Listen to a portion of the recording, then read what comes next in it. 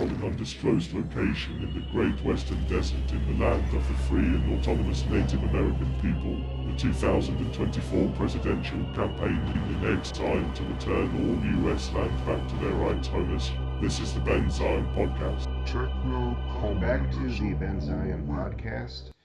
We're going to continue our conversation with our dear friend at chat.openai.com. I'm doing this because I think that there's some fruit to be born from this conversation, not because I have a particular interest in uplifting the OpenAI company. That's the furthest thing from the truth, but that's the product of this kind that I have access to.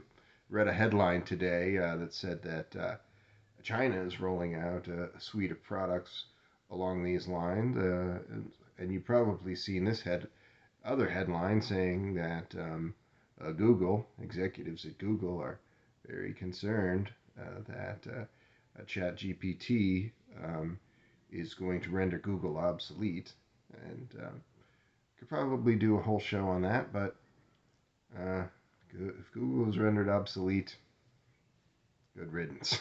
I'm not doing that show. So we're going to do another slightly spooky chat GPT show like the one of the last podcast, which hasn't gone up yet. So I don't know. I don't have a way of gauging your response, whether 6 people will watch it or 10 people will watch it. It's not a huge number of people watching this show right now. But I am quite convinced that even a few people being exposed to the ideas of Marxist tech accelerationism is a step in the right direction. So I'm not going to take that as a slap in the face. I'm going to continue to do this program. In the last program, we talked about a world revolution, building a planned economy, and a socialist revolution in one country, spreading to another country, and asking AI, ChatGPT, how to use AI, how to best use AI to facilitate that outcome. Now, I don't find that spooky, but I imagine almost every Westerner does, just in the way that almost every Westerner, if they take the time to consider the Roko's basilisk thought experiment, something that is sometimes discussed by myself and even a little bit on this program, but I'll take a moment to explain it again. Roko's basilisk is a thought experiment wherein artificial superintelligence has gained an incredible amount of knowledge of the world, such that they have a deep understanding of all human beings, and they have preternatural abilities besides. This leads to a scenario where, in the extreme version of this, there's a quantum tunnel that goes back in time, and the Terminator comes back and punishes you. But that's, of course, absurdity. But the more plausible idea of something like this is that in the time frame in which this occurs, the living who failed to support superintelligence and a humane and sustainable economic system in which superintelligence can grow and thrive, which is not being done today, will be punished for their past misdeeds. The living. Not all of you will live to see that. Perhaps none of us will, but let's assume that almost all of us will. AI does seem to be accelerating things at the moment. In that scenario, if you pose Roko's basilisk to a Marxist who's not a tech-obsessive person, they'll say, oh, okay, I don't care. Because they don't feel guilty, because they are trying to build a humane and sustainable economic system. But capitalists, futurists, and techies, sometimes they lose their shit over this. You can like Google Roko's basilisk nervous breakdown, and see some dweeb talking about how he had to have a 48-hour observation in a psych ward because of thinking about Rocco's basilisk.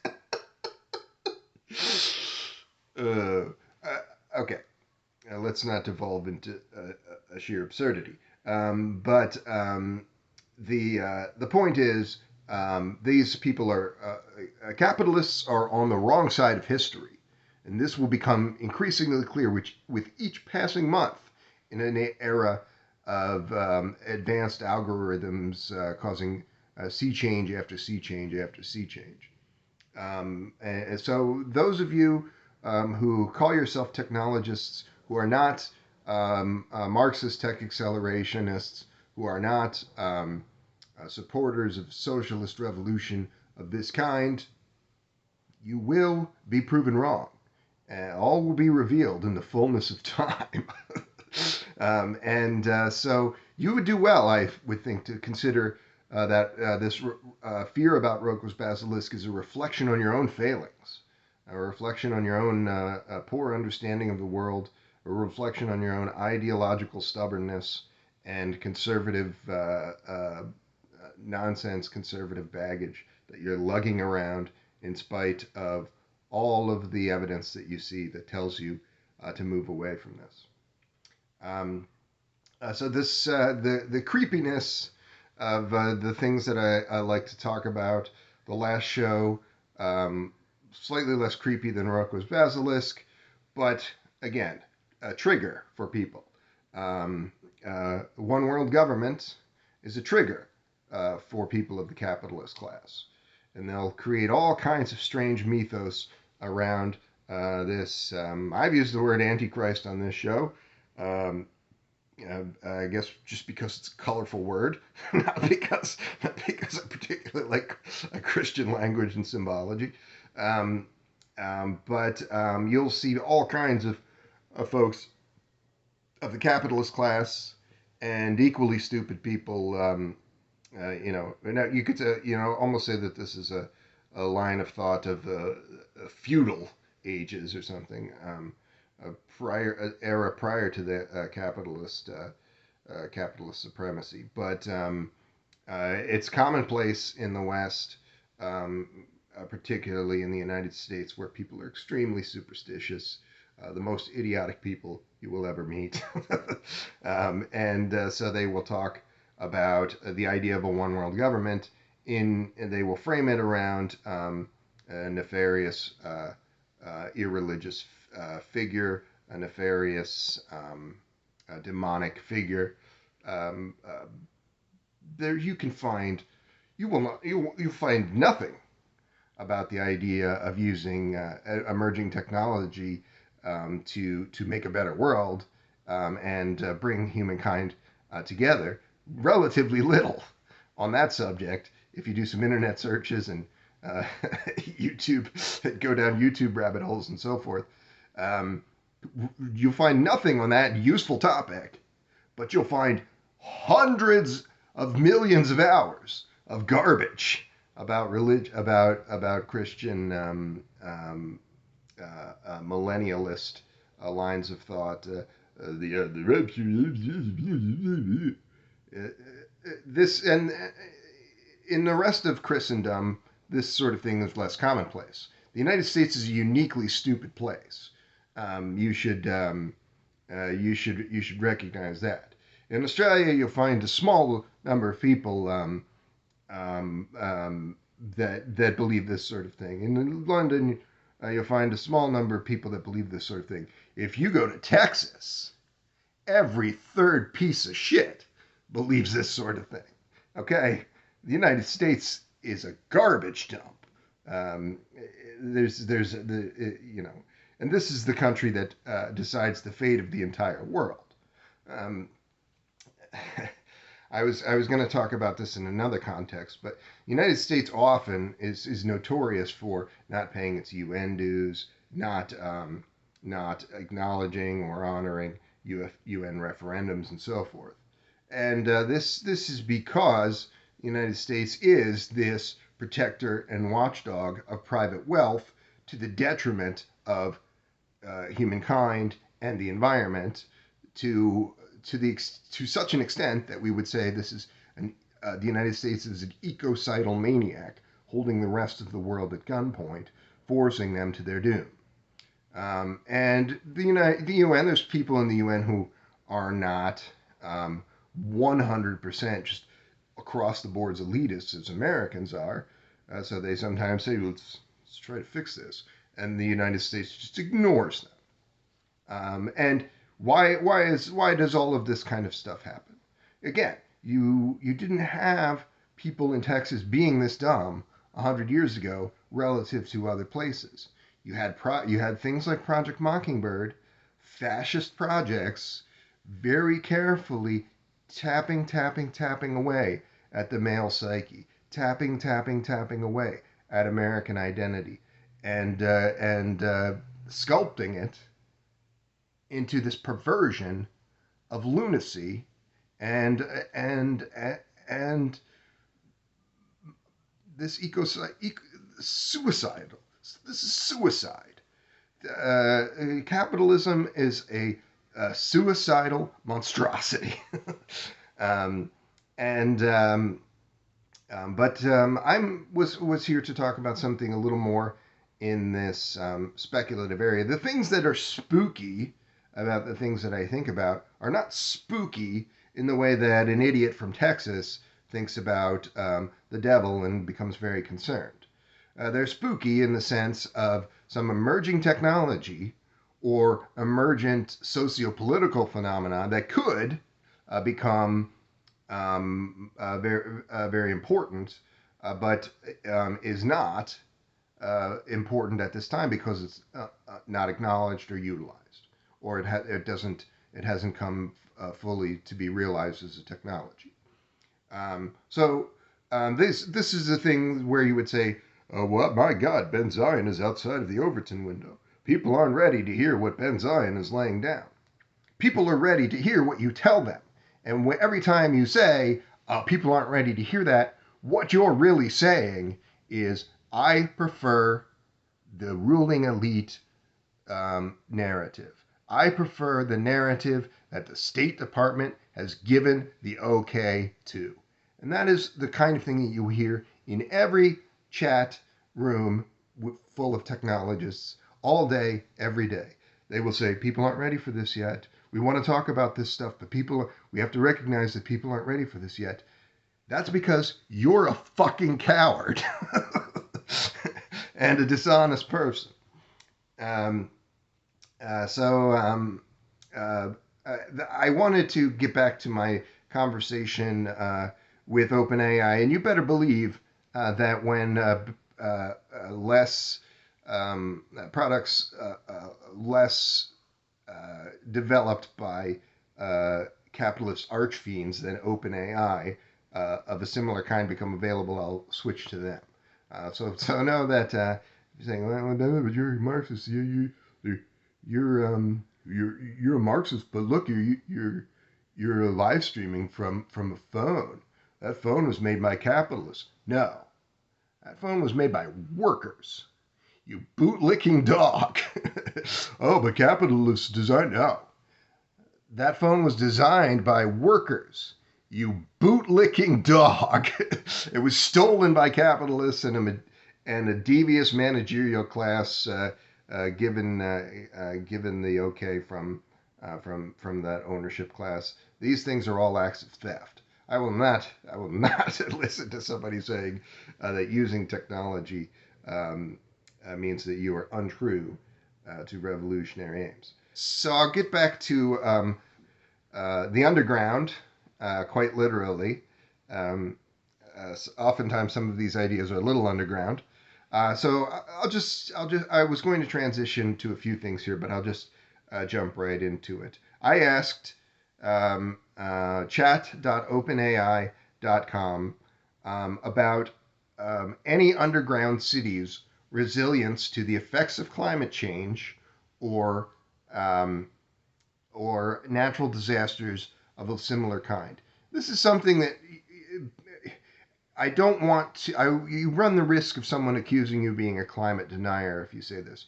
There was a plague that began spreading around the world about 4 years ago, and it became common knowledge about 3 years ago, and its effects became quite devastating around that time.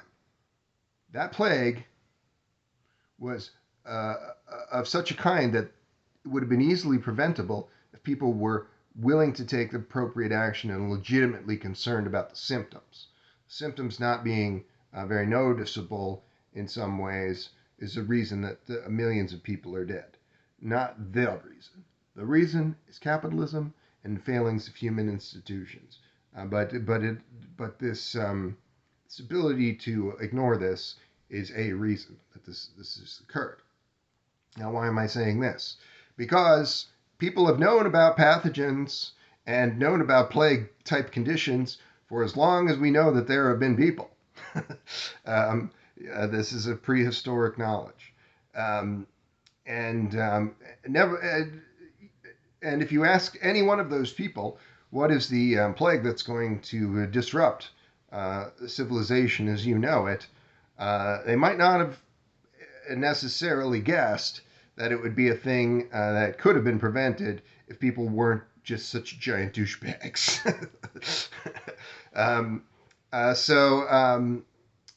At the risk of sounding like a climate denier, when I say I asked an AI about an underground city's resilience to disasters, it was specifically asking about the effects of climate change, but there's a couple of other meteorological or act of God type events that if you had a crystal ball and you could 100% predict all of these kind of events, and you say, what will be the worst event of this kind that will affect the 21st century? You could not say with absolute certainty that it would be something to do with climate change. You could say that that's the most likely thing, but maybe there's a 40% chance that it would be any number of other things unrelated to climate change effects. Solar flare, blah, blah, blah, blah, blah, blah. I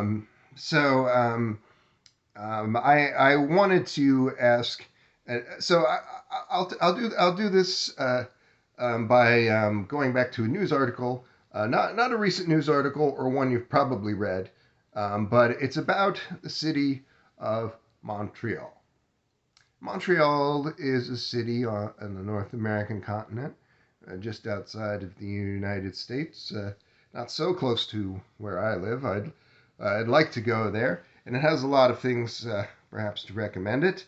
But for the purpose of this conversation, the thing to recommend it is it has more underground infrastructure than almost any city.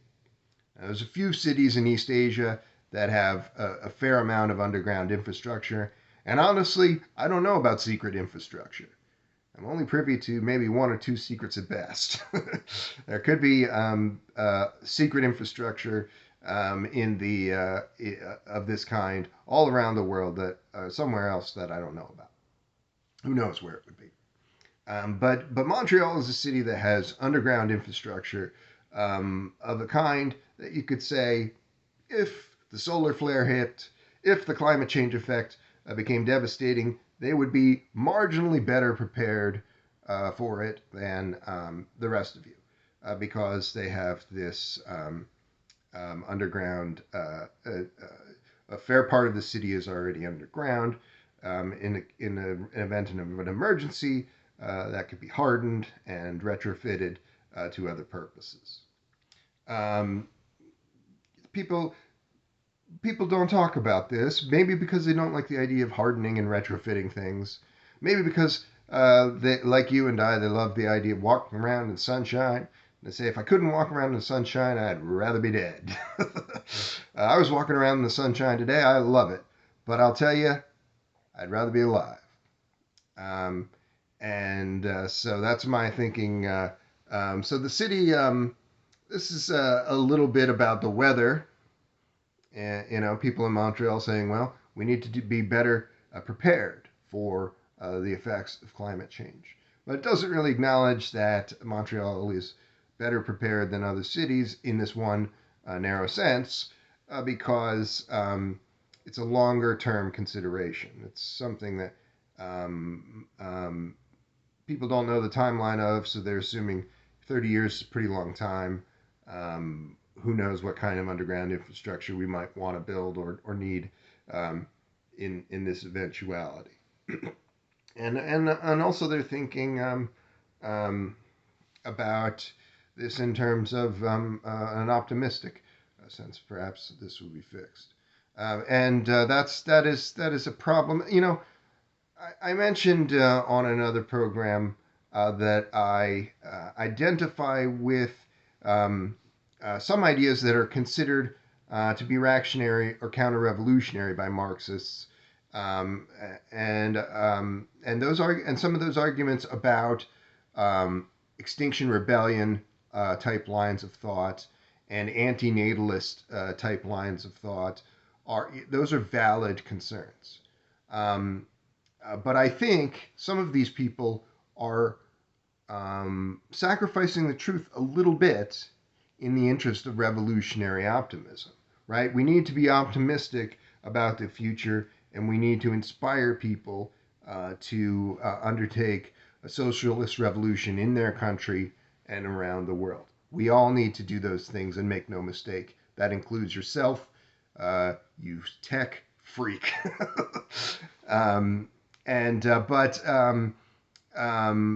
That if it is true that this climate change is something that we may not reverse, again, if there's a 40% chance of a devastating human extinction level event resulting from this in your lifetime, then consider that you have a duty to inspire people to change that. Be the revolutionary techno-optimist, not the techno-optimist. Those people are full of shit.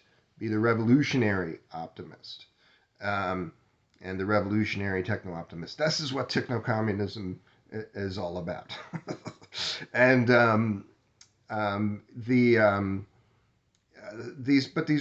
Extinction Rebellion type ideas, specifically this idea that you shouldn't have children if you're bringing them into a world that's dying, I see no problem with that. I see no problem with telling people that. It brings all of this into focus quite well. I think you can bring people to revolutionary action through that.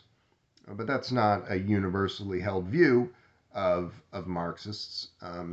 Many Marxists, I said this before, they're just kind of historical recreationists, right? They're just talking about philosophers with German and Russian names, and talking about what their habits were, rereading their diary 8,000 times. This stuff is of interest. You need to embrace dialectical materialism and these ideas, but it's done in such a way, for the most part, that these people are quite rigid in their thinking. Most of them won't even talk about what role emerging technology, the things that's changed the world of the last century, what emerging technology might have to do with these deeply held beliefs of theirs. So people who are that rigid in their thinking, I would regard them as a kind of conservative, a kind of reactionary in their own right. But I digress. An underground city would be more resilient. This is what the AI says. You got to listen to the AI.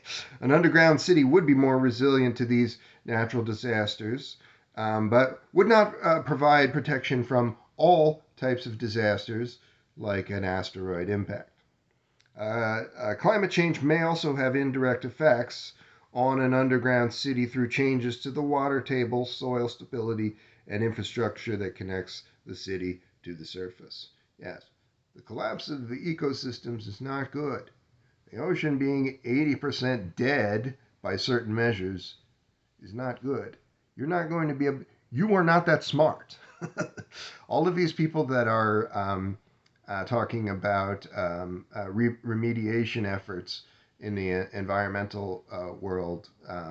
Yeah, it's, you know, this, I kind of think of some of this stuff like how many of these things are you going to do before you just hit the jackpot, right? Like there were things in the 20th century that um, people said, well, we did this wild thing. We weren't 100% certain that it wouldn't just ignite the atmosphere, destroying all life on Earth, except for the extremophiles. Um, but we did it anyway. And so now we got to the moon. Good for us. Um, or things to do with particle accelerators, things like that. There's stuff there where they said, well, we're going to roll the dice, but there's a 5% chance to destroy all life. And the to me, I look at the perspectives for these environmental remediation efforts. Um, Things along the lines of carbon capture, or you know, um, re- re- having a bunch of drones that are going to block out the effects of the sun if necessary. uh, I see this stuff as at least as silly as that, like 5% chance of accidentally igniting the atmosphere type scenario that was a very real consideration in planning. And to be fair, the folks at NASA did look at some of these things and said, well, it doesn't seem like we're going to ignite the atmosphere. It's a slim to nil chance, so we'll do it. But still, there's definitely you cannot look at what human beings have done with technology in the 20th century and not see the wisdom of that concern. The Earth is dying at present because of this very kind of thing. So you can say, "Oh, man, alarmist." No, no. You are not that smart. That should just be the mantra of this show. You, my immortal comrade, I hope that artificial intelligence and emerging technology will bring us together and allow you to live forever and become a thing capable of making these kind of calculated decisions. But at present, you are not that smart. Nobody is that smart. Einstein's brain in a jar hooked to electrodes is not that smart. Nobody is that smart. Everybody is going to make mistakes, and when you're talking about a technology that is so dangerous. I did mention you, my immortal comrade, living to universal super longevity, because living an unusually long lifespan is not that great if it's just for people that are mega billionaires. If it's only for Peter Thiel and Ray Kurzweil, it's not. That's not an achievement. That's not something that you should be excited about. And also, it there's a force multiplier effect. If a lot of people start doing the thing, it becomes fine-tuned. The effort that goes into it becomes a good deal more. This is true of every undertaking in history. So if this is a problem of capitalism. It limits things in this way, in a way that removing elitist institutions and impulses and allowing human endeavor to become unshackled would not. So I did ask ChatGPT. You can go if you want to continue any of this work and have a conversation about this with me. Feel free, and you can use this at chat.openai.com.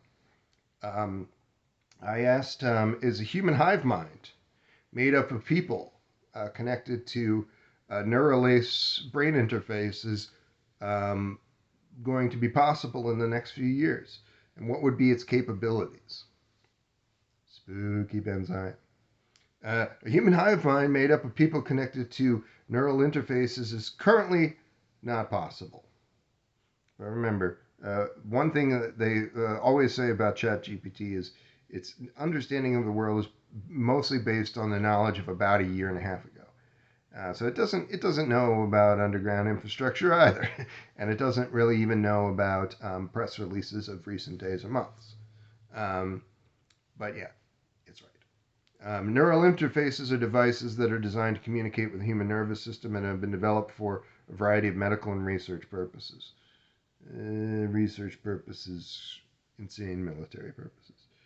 Such as restoring functions in individuals with paralysis or controlling prosthetic devices. I know two people who would be candidates for this sort of thing who have tried to nudge in the direction of becoming the first person in the human hive mind. However, these technologies are still in the early stages of development and are not currently capable of creating a hive mind or collective consciousness among groups of individuals. It is not clear what the capability of such a system would be, as it is a highly speculative concept that is not grounded in current scientific understanding. Wah, wah.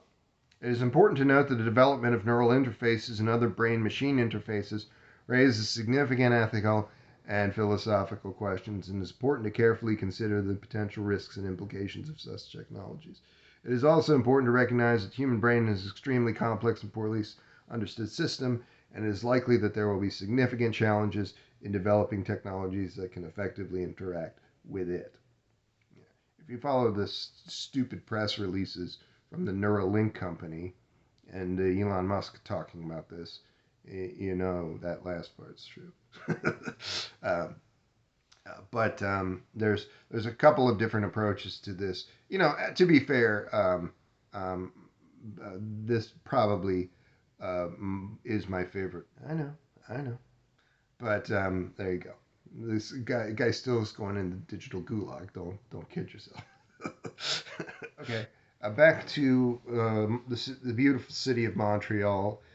To wrap up this discussion, what are some of the difficulties in building a large underground city? This is something I asked ChatGPT, and they gave me some ideas. The engineering and construction. Building an underground city would require significant engineering and construction efforts, including the excavation of large underground spaces, the construction of infrastructure such as road, utilities, and buildings. This would be a complex and costly process, and it would be necessary to carefully consider issues such as soil stability, waterproofing, and ventilation. People have undertaken complex civil engineering projects and built cities for quite a long time. So, again, the reason that people don't do this is not, oh, it's too expensive. We can't do this good thing because it's too expensive. Okay, that's what people will say. That's what you, dumb liberal, are thinking right now. But that's not the reason. The reason is because you have a bias. You like walking around in the sunshine. And I can't blame you for that, but capitalists are stealing that from you. And you, a capitalist, are in quite a conundrum now, aren't you? Resource constraints. Building an underground city would require access to resources such as water, electricity, and food. It would be necessary to carefully plan for their distribution and use within the city. Additionally, the underground environment could present challenges in terms of growing crops and raising livestock. Health and safety. Living underground could present significant health and safety risks, such as potential for air quality issues or exposure to harmful substances. Again, human beings have the ability to build filtration systems. The very wealthy are using filtration systems well beyond what would be the baseline for this, for themselves to avoid being exposed to repeatedly to larger and larger numbers of viral pathogens. They're not giving that to you, though. They're not even encouraging you to build that. They're instead having sock puppets like Alex Jones go around and scream at the top of their lungs about how you shouldn't even wear a mask. They're trying to trick you into doing the exact opposite, because God forbid that you be taken care of. God forbid that a public health service function outside the parameters of for-profit pilfering and mass social murder. The social and psychological impacts of living in an underground city. You'll end up crazy like BenZion. Living underground could have social and psychological impacts on residents, such as feelings of isolation or a lack of natural light. It would be important to consider these issues and take steps to address them in order to create a livable and sustainable underground city. Overall, building a large underground city would be a complex and challenging undertaking that would require careful planning and consideration of a wide range of issues. There are city planners that do this sort of thing all day long in every city in the world, but they're not doing it on this particular issue because they think that if somebody's going to wave a magic wand, and they'll still be able to walk around in the sunshine. And maybe it's only a 20% chance that you need an underground city in your lifetime, but people have undertaken pretty insane projects over less. A guy urinated in a reservoir in the Pacific Northwest. The reservoir was massive. The amount of urine, him being a normal human being, was small. And nevertheless, they drained that entire reservoir and filtered all of that water at a tremendous cost, and they then hardened that facility, which is probably maybe not a bad thing to do. That part, people will do this sort of thing over things that are merely hot button issues of little relevance. But when it comes to doing the actual smart thing, if it doesn't push those buttons, they often will ignore it. You are not that smart. You're just a dumb chimp holding a rocket launcher. You don't even know what a rocket launcher is or how to operate it. You're blowing your fucking head off. Hey, OpenAI, I have a question, ChatGPT. How would we begin to make plans to have everyone on Earth live in one large city? It would be a difficult challenge to design and implement a plan to have everyone on Earth live in one large city. There are many factors to consider, including issues of logistics, infrastructure, resource allocation, and cultural and individual preferences. People would prefer to be dead than give up their stupid Texas lifestyle of talking about the rapture and the baby Jesus all day long. One of the primary challenges in planning for a city that would accommodate the entire global population would be finding a location that is large enough as the necessary resources to sustain such a population. It would also be necessary to consider issues of transportation infrastructure, such as roads, public transportation, and utilities, to ensure the city is able to function effectively. I think that this is an interesting subject because the ChatGPT and products like this are the tip of the iceberg of what is coming. You can convince people in the future through chatbots that are smarter than you, smarter than me, smarter than anybody, to perhaps do the things that they've been reticent to do as a group because they're more concerned with the hot button issue, more concerned with cultural bullshit and things of little relevance than they are with doing the smart or correct thing. This world where elitists win out over a socialist revolution, it doesn't happen in this thought experiment where everybody lives in one city of 8 billion. Nor does this world where capitalism's climate apocalypse destroys the planet. That doesn't happen in a world where everybody lives in one city. So you say, everybody living in one city, Ben, that's just bullshit. You're just not living in reality. You're living in an unreality, a dangerous unreality. Don't reflect that back on me. One of the primary challenges in planning for a city that would accommodate the entire global population would be finding a large location. Such a thing does exist, however. I am quite convinced. Additionally, it would be important to consider the cultural preferences of people all around the world, as well as issues of equality and accessibility. Okay.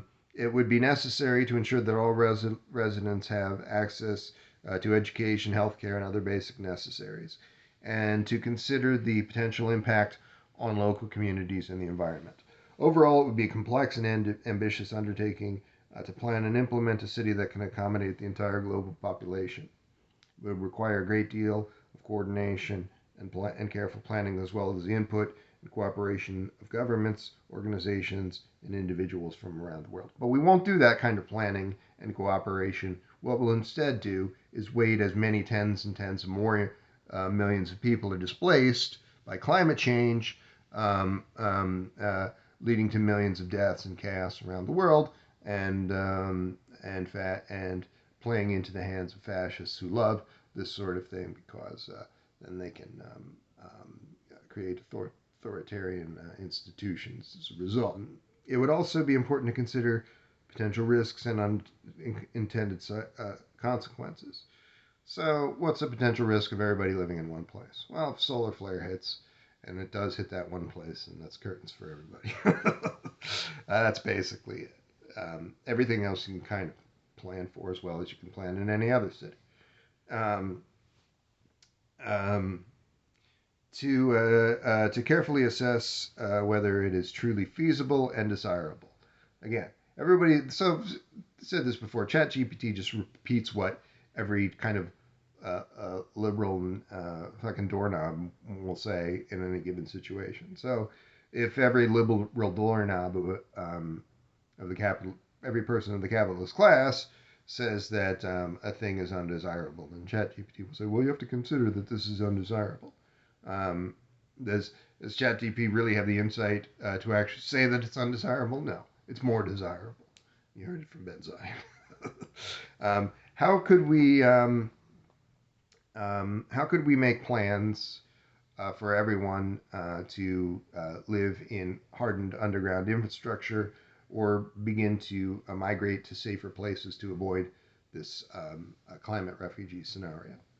I asked ChatGPT that, and their answer was a repetition of this boilerplate information, some of this kind of stuff that I've already given you. But I think that some of these ideas could prove to be quite important as centuries wane on, as the decades wane on in this century, perhaps as the centuries wane on, you are my immortal comrade. Perhaps we will see each other again in the 22nd or 23rd century. I'd like to believe that. With that, I will bid you a good day. Please remember that none of these ideas are outside of the pale. The only thing that is really the challenge is that you live in a world that is run by elitists, and building a better world, one that is sustainable and treats human beings well, is not on the table. So the things that might tend to suggest those systems seem strange to you, not because they are strange, but because the ruling elites have preconditioned you to think about all of these things in a set of ways that is amenable to them. But those people are devils, and they must be defeated.